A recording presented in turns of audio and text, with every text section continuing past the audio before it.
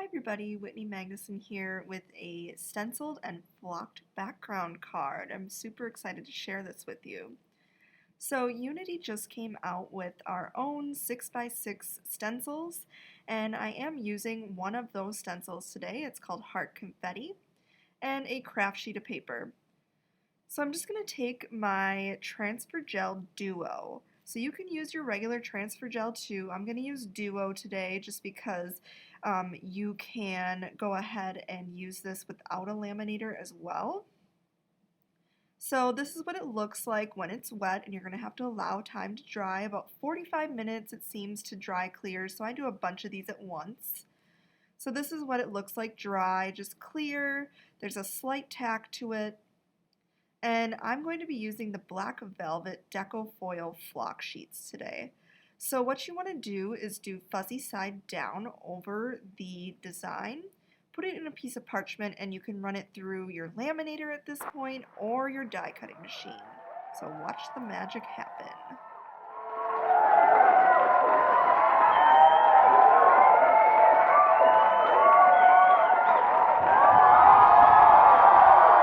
Isn't that awesome? So it leaves you with this really fuzzy, fun texture that you just cannot stop petting.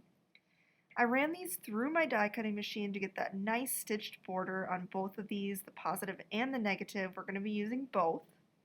And we're going to stamp out some greetings using Say It With Love by Lisa Arana, and some cute little sayings in there as well. So I have some digital cuts that I went ahead and made with my Cricut, and we're going to go ahead and stamp on those outlines using a MISTI. So I'm just going to use the same process for both of the greetings, just stamping it down on my scratch sheet of paper, aligning the negative, and then placing the cut file inside. So when they are all stamped out, we can go ahead and add our embossing. I'm using Rainbow Sparkle Embossing Powder by Brutus Monroe today. It's a clear embossing powder with rainbow sparkles. And then I'm just grabbing some scratch sheets of paper here to stamp our small greetings.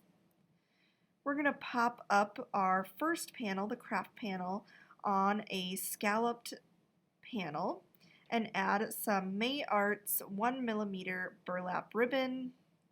And I'm just going to kind of fuss around with that ribbon. And then I'm adhering this flat down to a white card base.